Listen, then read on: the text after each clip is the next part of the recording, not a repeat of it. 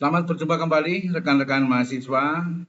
Kita bertemu lagi pada kuliah Matematika Bisnis sesi ke-6. Pada sesi ke-6 ini kita nanti akan bicara mengenai fungsi nonlinier. Kalau sebelumnya di sesi kelima kita sudah membahas mengenai fungsi linier, kita lanjut untuk sesi ke-6 ini kita membahas fungsi nonlinier. Di dalam pembahasan nanti, saya akan lebih menekankan kepada bagaimana cara membaca kurva. Karena nanti teman-teman sangat membutuhkan bagaimana membaca grafik, bagaimana membaca kurva. Ya, kalau dulu di sesi-sesi sebelumnya kita sudah membahas bagaimana membaca grafik, membaca diagram, gitu ya. Kemudian kemarin fungsi linier. Sekarang kita akan masuk ke materi fungsi nonlinier. Lebih fokus kepada memahami kurva-kurva non-linear. Baik teman-teman, kita mulai materi kita. Fungsi non-linear. Fungsi non-linear merupakan bagian yang penting dalam matematika untuk ekonomi. Karena pada umumnya, fungsi-fungsi yang menghubungkan variabel-variabel ekonomi bentuknya tidak linear. Oleh sebab itu, dengan mempelajari bentuk-bentuk fungsi nonlinier dan memahami sifat-sifatnya, akan sangat bermanfaat dalam mendalami teori-teori ekonomi. Model-model persamaan yang dipilih untuk diterapkan dapat dilakukan lebih tepat dan mendekati keadaan yang sebenarnya. Fungsi nonlinier merupakan fungsi yang banyak sekali digunakan dalam ekonomi karena lebih mendekati keadaan nyata. Banyak masalah dalam ilmu ekonomi yang menggunakan fungsi-fungsi nonlinier sebagai model, khususnya persamaan-persamaan kuadratik. Meskipun demikian, tidak semua aplikasinya dibahas dalam sesi ini. Aplikasi fungsi kuadratis yang dibicarakan dibatasi untuk fungsi permintaan dan penawaran. Ini yang akan nanti banyak rekan-rekan temukan di dalam mempelajari teori-teori ekonomi atau bisnis lebih lanjut. Dalam sesi ini dijelaskan cara membuat grafik fungsi nonlinier sehingga persamaan-persamaan yang ditampilkan pada sesi-sesi berikutnya dapat digambarkan secara cepat tanpa menggunakan titik-titik yang memenuhi persamaan dalam jumlah yang terlalu banyak. Anda diharapkan dapat memahami beberapa macam bentuk fungsi nonlinier, mengenai sifat-sifatnya dan dapat menggambarkan grafiknya.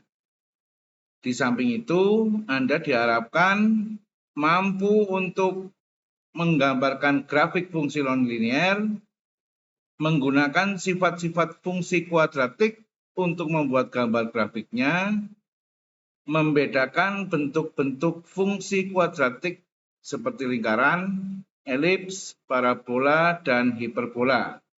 Kemudian yang terakhir menentukan jika ada format jari-jari asimtot dan fungsi kuadratik serta batasan-batasan nilai untuk variabel-variabelnya.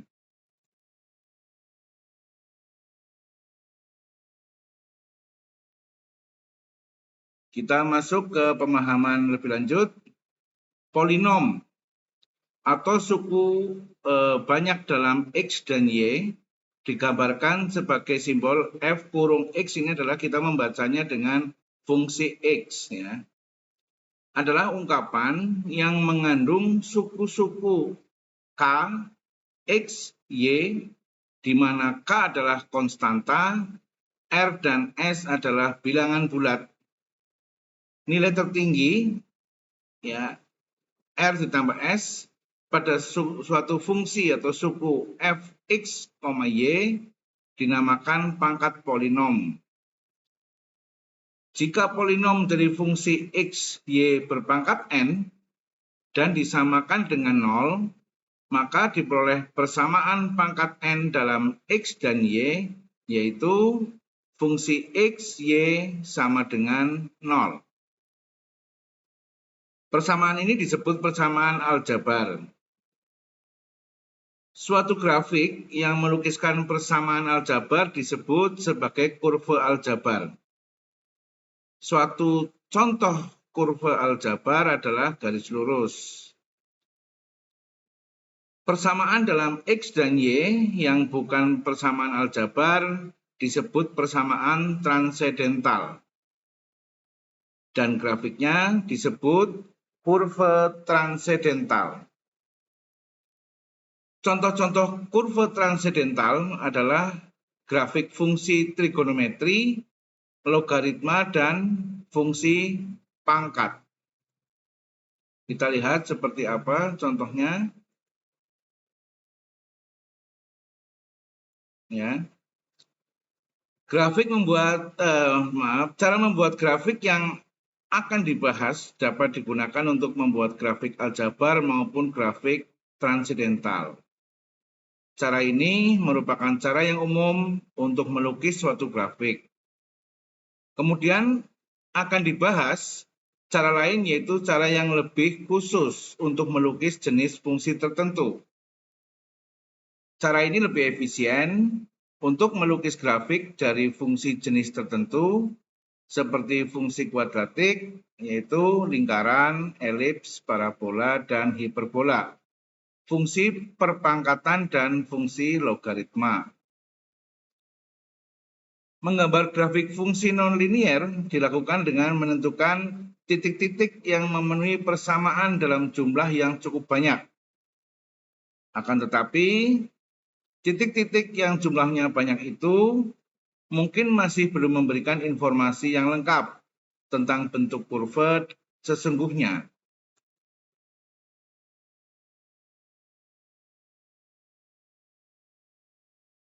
Sebaiknya suatu persamaan yang hendak dibuat grafiknya diuji dulu dengan memperhatikan kaidah-kaidah yang berhubungan dengan fungsi tersebut. Sehingga titik-titik yang digunakan jumlahnya tidak terlalu banyak. Kaidah-kaidah dalam membuat grafik kurva nonlinier dan kegunaannya adalah sebagai berikut. Ya, jadi untuk menggambar kurva dari grafik-grafik nonlinier ini ada beberapa kaidah yang bisa kita pedomani atau bisa kita pakai sebagai acuan. Yang pertama adalah titik penggal.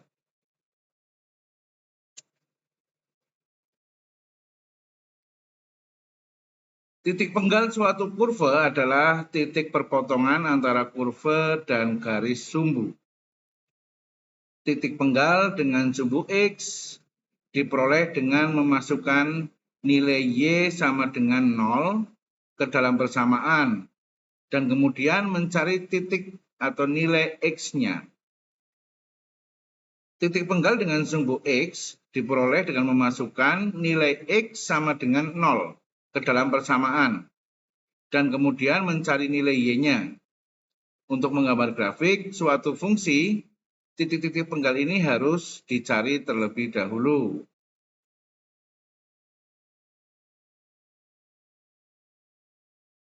Kaidah yang kedua adalah simetris. Dua titik dikatakan simetris terhadap suatu garis bila garis tersebut terletak di antara dua titik dan jarak masing-masing titik ke garis tersebut sama. Contoh satu itu di grafik sebelah kiri, di mana ada aksis horizontal namanya sumbu X dan aksis vertikal namanya sumbu Y. Di situ kita lihat ada 3 contoh titik atau contoh titik yang simetris. Titik yang pertama, posisi berada di kuadran paling kiri atas, di mana untuk sumbu horizontalnya atau sumbu X-nya itu adalah di sebelah kiri aksis 0, ya, di sebelah kiri aksis 0 atau perempatan itu ya, titik temu. Nah, apabila nilai X-nya berada di sebelah kiri sumbu 0 atau aksis 0, maka nilai X adalah minus. Sehingga di titik pertama yang ada di kuadran kiri atas, di titik itu ordinatnya adalah minus X, Y. Simetrisnya yang berada di kuadran kanan atas, di mana nilai X-nya di sebelah kanan aksis 0 dan nilai Y-nya yang vertikal di atasnya aksis 0, maka kedua-duanya bernilai positif. Dengan dua nilai positif itu, maka titik simetris itu memiliki koordinat X, Y. Sedangkan titik simetris yang ketiga berada di koordinat yang kanan bawah. Ya. Di situ nilai X-nya di sebelah kanan aksis 0 maka bernilai positif. Sedangkan nilai Y-nya di bawah aksis 0 sehingga nilai Y-nya adalah negatif. Jadi titik itu berkoordinat X, minus Y. Semoga bisa dipahami ya. Jadi titik XY simetris dengan titik X min Y terhadap sumbu X. Titik X, Y simetris dengan titik min X, Y terhadap sumbu Y. Dua titik simetris terhadap titik ketiga, jika titik ketiga itu terletak di tengah-tengah garis yang menghubungkan kedua titik tersebut. Ini adalah kaidah simetris ya. Jadi di sini saya harapkan teman-teman bisa memahami dulu nilai koordinat karena di dalam suatu sumbu fungsi ada titik temu yaitu antara garis X yang horizontal dengan garis Y yang vertikal, di mana di titik temu kedua sumbu tersebut adalah aksis 0. Di sebelah kiri aksis 0 apabila di sumbu X maka nilai X-nya adalah minus. Sedangkan di sebelah kanan aksis 0 di sumbu X nilai X-nya positif atau plus. Sedangkan di sumbu Y yang vertikal apabila di atas aksis 0 maka nilai Y-nya adalah plus atau positif. Sedangkan di bawah aksis 0 nilai Y-nya adalah minus atau negatif. Nah, ini contoh 2, di mana titik koordinat X, Y simetris dengan titik minus X, minus Y terhadap titik origin atau titik aksis 0. Kita lihat di sini ada garis memotong sumbu aksis 0, yaitu di antara dua titik ini kalau kita lihat titik yang sebelah atas di koordinat atau di kanan atas itu adalah koordinatnya X, Y. Sedangkan yang di gradian kiri bawah itu koordinatnya adalah minus X, minus Y. Suatu kurva juga dapat simetris terhadap garis sumbu atau terhadap titik origin. Kurva simetris terhadap sumbu X bila untuk setiap titik X, Y pada kurva simetris dengan titik minus X, minus Y yang juga terletak pada kurva. Artinya itu adalah segaris dengan jarak yang sama. Berikutnya, kita lihat lagi contoh yang ketiga. Ini masih membahas tentang simetris. Pada gambar kurva tersebut, kita lihat kurva simetris terhadap sumbu X. Bila untuk setiap titik X, Y pada kurva simetris dengan titik X minus Y yang juga terletak pada kurva. Kenapa demikian? Yang titik kedua X, minus Y karena nilai Y-nya berada di bawah sumbu ordinat atau pusat 0 ya, di bawah 0. Tapi X-nya berada di sebelah kanan 0. Sehingga nilai X-nya positif, nilai Y-nya negatif atau minus. Kita lihat contoh keempat. masih dalam membahas tentang simetris.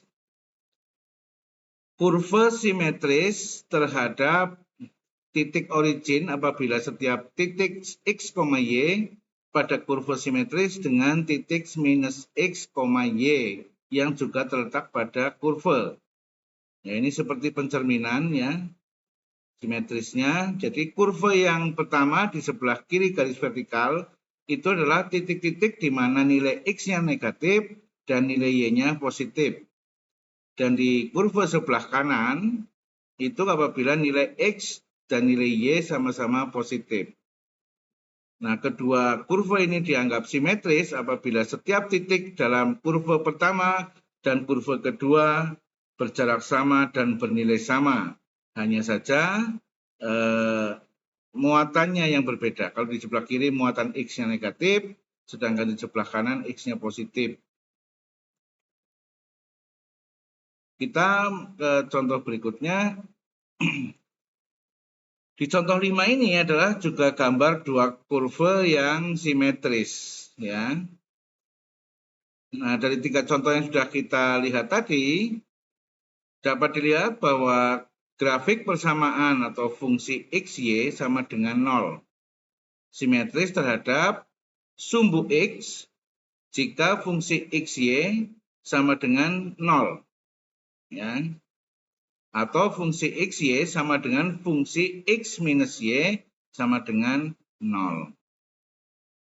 Itu adalah fungsi minus x min minus y. Sumbu y jika fungsi x, y sama dengan fungsi minus x, y sama dengan 0. Dan yang ketiga atau C, titik origin jika fungsi x, y sama dengan fungsi minus x, minus y sama dengan 0. Ya. Jadi ada 3 kondisi yang sudah kita pelajari. Perlu diperhatikan di sini bahwa suatu fungsi yang simetrik terhadap sumbu x dan sumbu y tentu simetris terhadap origin. Apabila ada fungsi yang simetris dengan sumbu x dan sumbu y, tentu dia akan juga simetris terhadap titik origin atau titik 0. Akan tetapi sebaliknya, kurva yang simetris terhadap origin belum tentu simetris terhadap sumbu x dan y. Itu adalah kondisi atau kaidah-kaidah yang bisa kita pakai sebagai pedoman dan harus dipahami. Sekarang kita lihat contoh ke-6. Kurva yang ditunjukkan oleh persamaan x kuadrat y ditambah y ditambah x kuadrat sama dengan 0 merupakan fungsi dengan kurva yang simetris terhadap origin tetapi tidak simetris terhadap satu sumbu. Ini adalah contoh kondisi ketiga tadi di mana fungsi tersebut simetris terhadap x dan y tapi tidak simetris terhadap origin, atau yang simetris terhadap origin tapi tidak simetris terhadap sumbu x. Kemudian fungsi yang kedua yaitu fungsi min x y sama dengan x kuadrat y plus y minus x kuadrat, di mana fungsi x dan y sama dengan 0. Tidak sama dengan f atau fungsi x y sama dengan 0. Jadi fungsi x, y sama dengan 0 tidak simetris terhadap sumbu y. Diperhatikan di kurva yang kedua itu yang di bawah.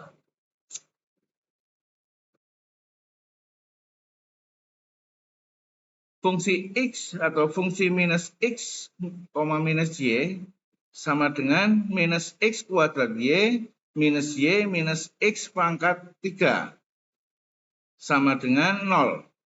Maka fungsi minus x minus y itu sama dengan 0. Sama dengan fungsi x, y sama dengan 0. Jadi fungsi x, y sama dengan 0 simetris terhadap origin atau simetris terhadap titik pusat. Itu titiknya letaknya pas di tengah-tengah titik pusat atau di tengah-tengah titik origin.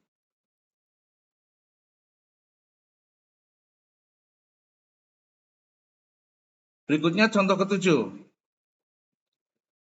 Contoh ketujuh ini adalah kurva yang ditunjukkan oleh persamaan X kuadrat X pangkat 3Y sama dengan XY sama dengan 0. Merupakan fungsi yang simetris terhadap sumbu X, Y, dan titik origin. Jadi semuanya simetris sehingga semua berpusat di titik 0. Tidak kelihatan ya kurvanya karena hanya berbentuk titik. Ini terjadi karena fungsi XY atau fungsi X minus Y sama dengan minus X pangkat 3Y minus XY sama dengan 0. Yang kedua adalah fungsi minus X, Y sama dengan minus X pangkat 3Y dikurangi XY sama dengan 0. Dan fungsi yang ketiga adalah fungsi minus X minus Y, di mana X pangkat 3Y ditambah XY sama dengan 0. Jadi semuanya berada pada titik pusat yang sama, yaitu di tengah titik origin. Sehingga tidak terlihat di sini gambar grafiknya. Itu adalah contoh-contoh kurva yang ekstrim-ekstrim ya, yang meskipun jarang terjadi, tapi secara teori itu memungkinkan.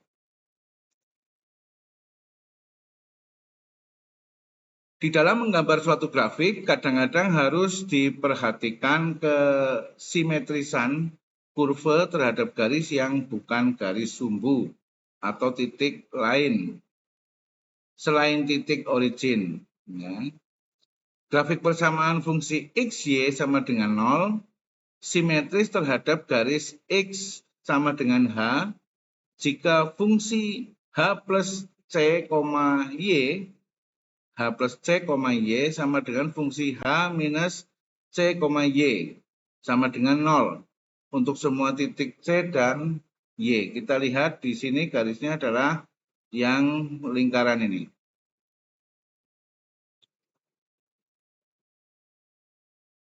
Ini sebagai contoh 8, pada gambar di bawah ini J2 sama dengan C. Ya, J2 adalah ini sama dengan C. Ya, di juring kanan sama dengan C. Dan C itu lebih dari 0. Dan fungsi X, Y simetris terhadap garis X sama dengan H. Ini garis X sama dengan H adalah ini atas, ya, di atas titik puncak lingkaran. Maka grafik persamaan fungsi X, Y sama dengan 0, simetris terhadap garis Y sama dengan K. Ya, garis Y sama dengan K. Garis Y sama dengan K adalah yang posisi di samping.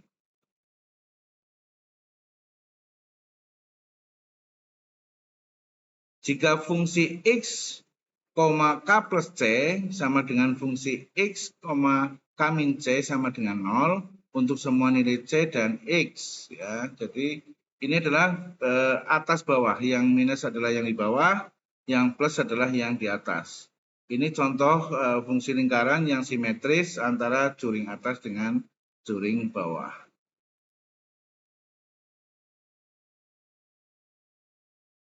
Ada lagi kurva model seperti ini. Pada gambar di samping, J2 sama dengan C, dan C lebih dari 0.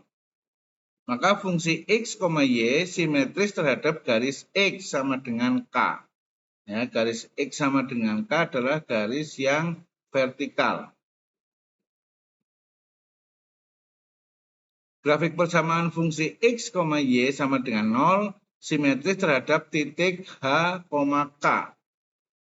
Jika fungsi H plus C, K plus C sama dengan fungsi H minus C, K minus D sama dengan 0 untuk semua C dan D. Ini kita lihat grafik di atas atau grafik di samping kiri itu adalah grafik yang simetris terhadap sumbu Y sama dengan K.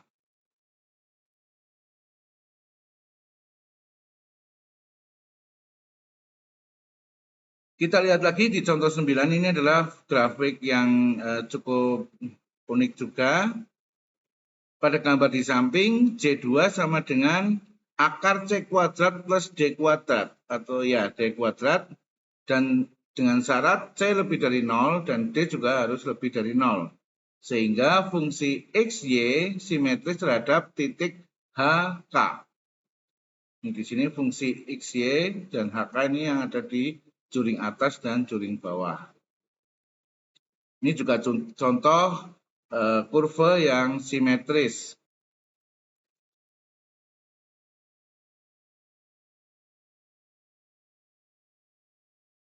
Kemudian kita membahas kaidah berikutnya, yaitu kaidah batas nilai. Pada sistem sumbu koordinat, titik XY mempunyai koordinat bilangan real.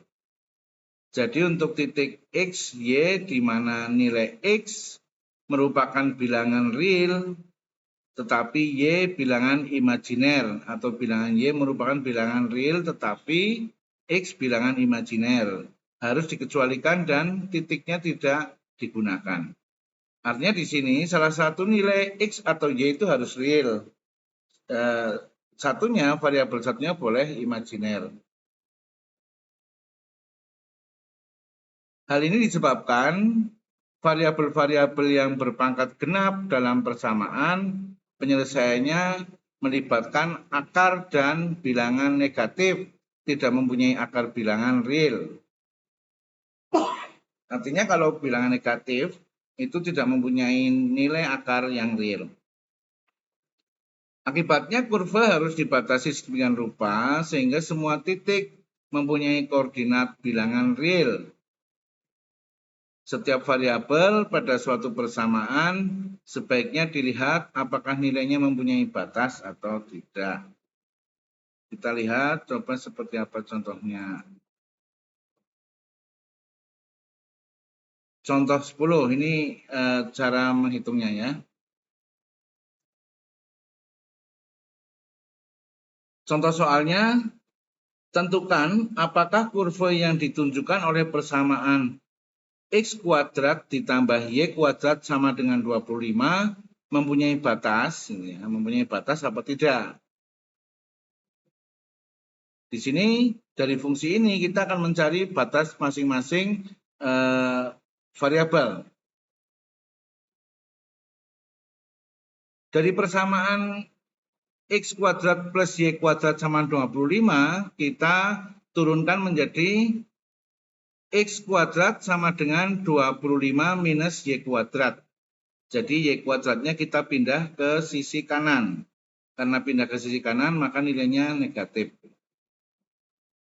Dari persamaan X kuadrat sama dengan 25 minus Y kuadrat, dapat kita turunkan lagi menjadi X sama dengan plus minus akar 25 minus Y kuadrat.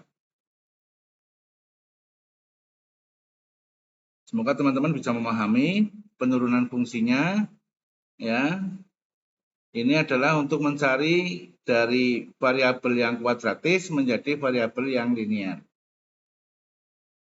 Nilai di bawah tanda akar yaitu 25 minus Y kuadrat akan bertanda negatif apabila 25 minus Y kuadrat itu kurang dari 0. Yaitu minus Y kuadrat kurang dari 25. Sehingga Y lebih dari plus minus 5. Dan batas untuk Y adalah antara minus 5 sampai dengan 5. Karena di situ tandanya plus minus, sehingga batas untuk Y-nya adalah antara minus 5 dan positif 5. Jadi di atas sumbu origin nilainya 5, di bawah sumbu origin Y nilainya minus 5. Jadi itu batas Y-nya sudah diketahui, yaitu antara minus 5 dan 5. Sekarang kita akan mencari untuk batas sumbu X-nya. Untuk mencari batas sumbu X, kita harus turunkan dari persamaan tadi. Dari X kuadrat plus Y kuadrat sama dengan 25, kita turunkan menjadi Y kuadrat sama dengan 25 minus X kuadrat. Ya, di sini yang dipindah ke sisi kanan adalah variabel X. Sehingga akan diturunkan kemudian menjadi Y sama dengan plus minus akar 25 minus X kuadrat. Maka nilai di bawah tanda akar yaitu 25 minus X kuadrat akan bertanda negatif apabila 25 minus X kuadrat kurang dari 0. Ya, kalau kurang dari 0 kan pasti negatif. Maka bisa diturunkan fungsinya menjadi minus X kuadrat kurang dari minus 25 atau X lebih dari plus minus 5. Sehingga batas untuk Y-nya sama dengan batas untuk X-nya adalah antara minus 5 sampai dengan 5. Itu ada salah ya, batas untuk X harusnya. Coba direnungkan dulu kira-kira turunan-turunan fungsi tadi diikuti, semoga bisa dipahami.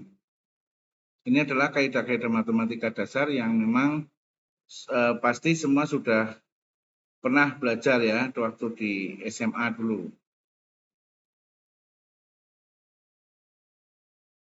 Berikutnya kita bahas kaidah yang keempat,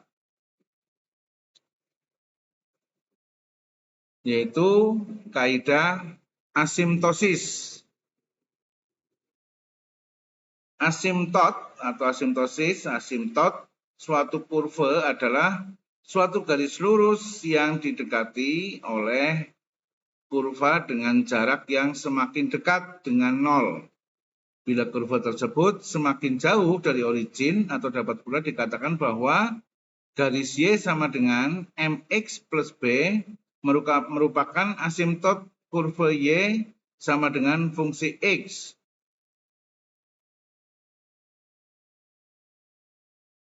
Jika fungsi X semakin dekat MX plus B, maka X dan Y nilainya bertambah tanpa batas. Jadi fungsi X adalah MX plus B jika X dan Y nilainya tak terhingga. Pada umumnya, garis asimtot yang digunakan adalah garis asimtot yang sejajar sumbu X atau sumbu Y. Garis asimtot yang sejajar dengan sumbu X disebut asimtot horizontal, dan yang sejajar dengan sumbu Y disebut asimtot vertikal dan didefinisikan sebagai berikut. Garis Y sama dengan K adalah asimtot horizontal kurva Y, di mana fungsi X bila Y sama dengan K untuk X yang tidak terhingga. Nanti akan bisa dilihat di gambar. Kemudian garis X sama dengan H adalah asimtot vertikal kurva Y sama dengan fungsi X bila X mengarah ke H untuk Y yang tidak terhingga.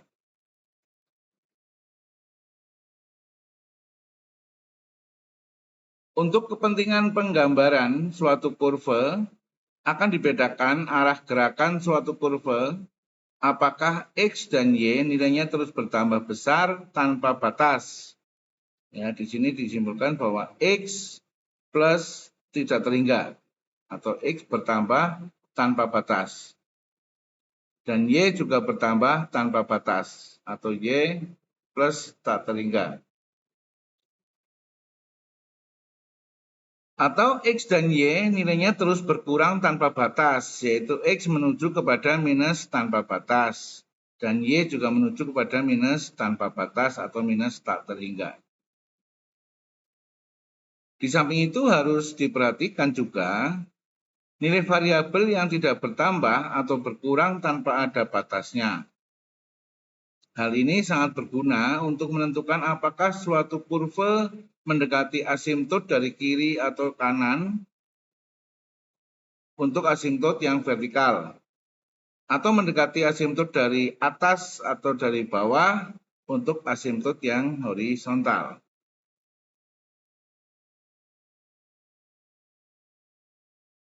Ini adalah contohnya. Contoh kurva yang sebelah kiri adalah contoh asimtot yang vertikal. Dan grafik atau kurva sebelah kanan adalah contoh asimtot yang horizontal. Jadi garisnya adalah menuju semakin tidak terhingga ke atas, ya, atau menuju semakin tidak terhingga ke bawah, atau Y sama dengan plus tak terhingga dan X sama dengan plus tak terhingga. Di asimtot horizontal, ya, demikian juga untuk horizontalnya adalah X-nya tak terhingga ke arah kanan turun maupun X yang naik tak terhingga ke arah kiri.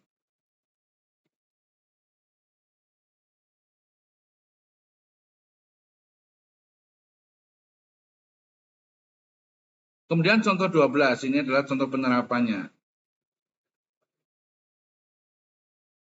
Tentukan apakah kurva yang ditunjukkan oleh persamaan X, Y minus 3X minus 4Y minus 2 sama dengan 0 mempunyai asimtot horizontal atau vertikal. Kita harus bisa menentukan kurva ini asimtotnya horizontal atau vertikal. Langkah pertama yang kita harus lakukan adalah mengeluarkan nilai X. Dengan cara bagaimana? Yaitu dari fungsi tadi, kita buat dikeluarkan X-nya dulu dari komponen atau variabel Y, maka dari fungsi XY minus 3X minus 4Y minus 2 sama dengan 0 menjadi X sama dengan 4Y plus 2 dibagi dengan Y minus 3.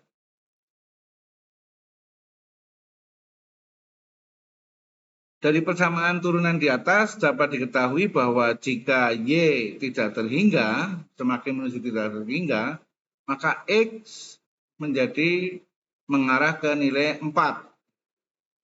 Dan X lebih dari 4. Ya.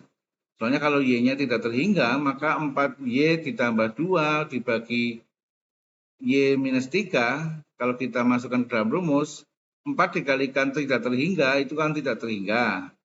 Dibagi dengan tidak terhingga dikurangi dikurangi 3. Ya.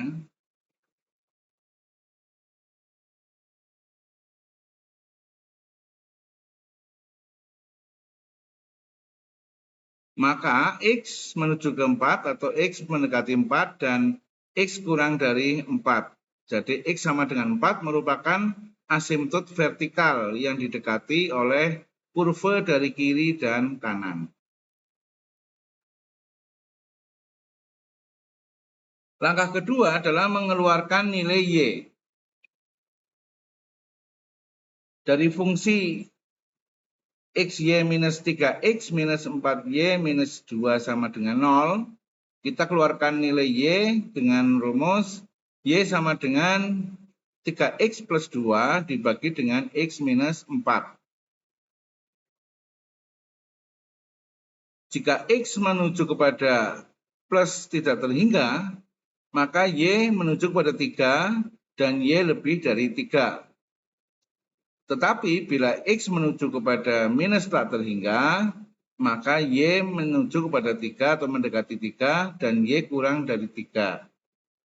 Jadi Y sama dengan 3 merupakan asimtot horizontal yang didekati kurva dari atas dan bawah. Gambarnya seperti tadi yang sudah kita lihat.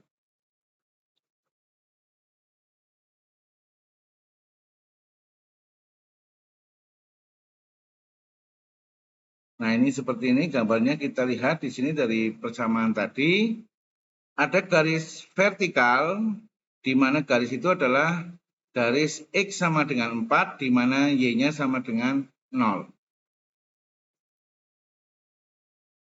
Sedangkan garis yang horizontal adalah garis Y sama dengan 3 di mana X sama dengan 0 atau X-nya sudah dikeluarkan.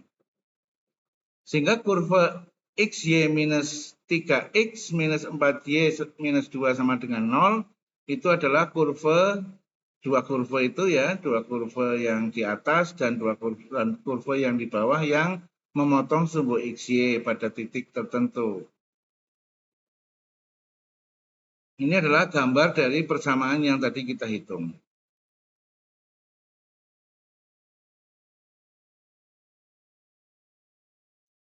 Kemudian aturan yang terakhir ya adalah faktorisasi. Persamaan kurva fungsi X, Y sama dengan 0 mungkin dapat terjadi sebagai hasil perkalian antara dua faktor atau lebih.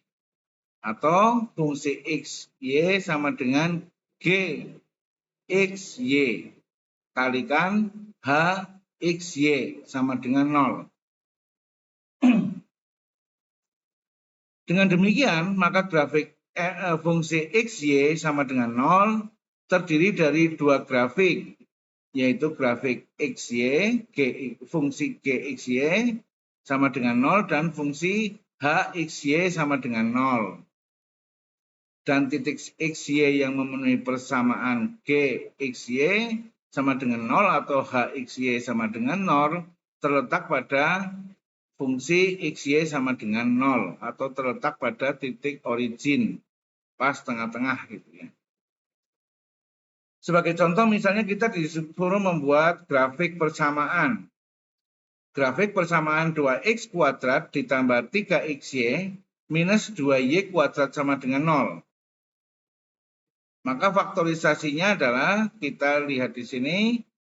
Yang pertama 2x kuadrat minus xy plus 4xy minus 2y kuadrat sama dengan 0.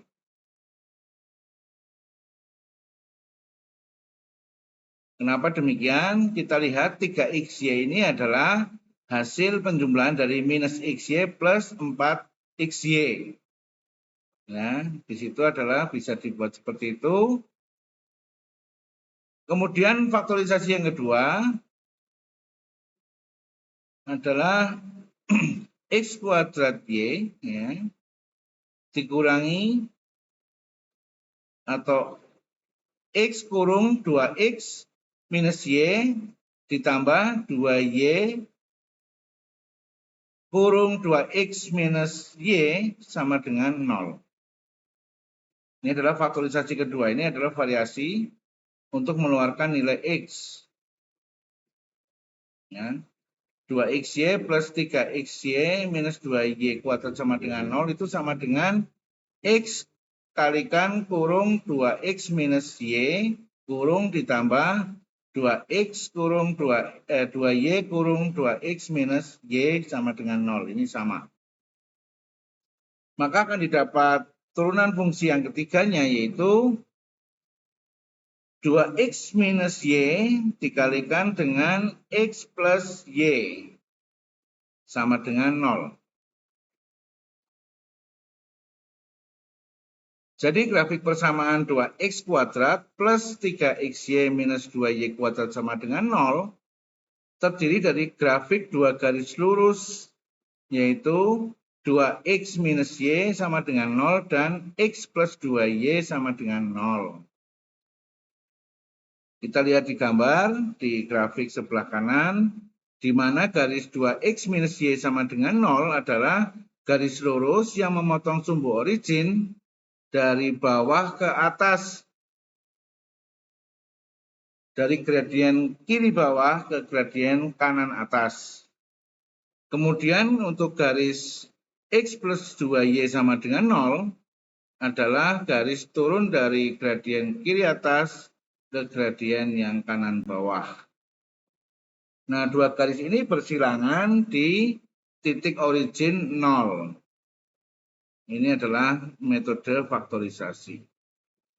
Untuk menambah lebih pemahaman, nanti teman-teman bisa mencoba untuk mencari di beberapa literatur ya tentang membaca grafik atau kurva non-linear.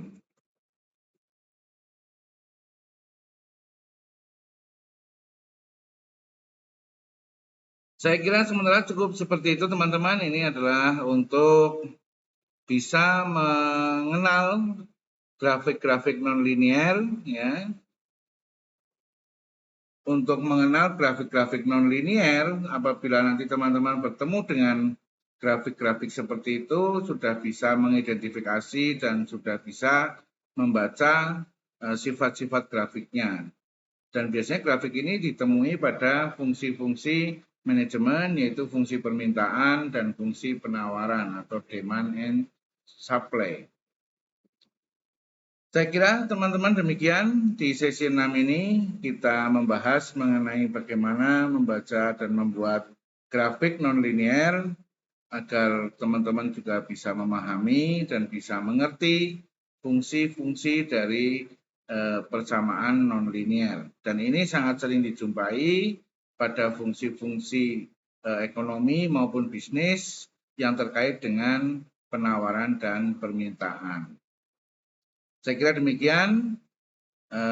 Mohon maaf segala kekurangan.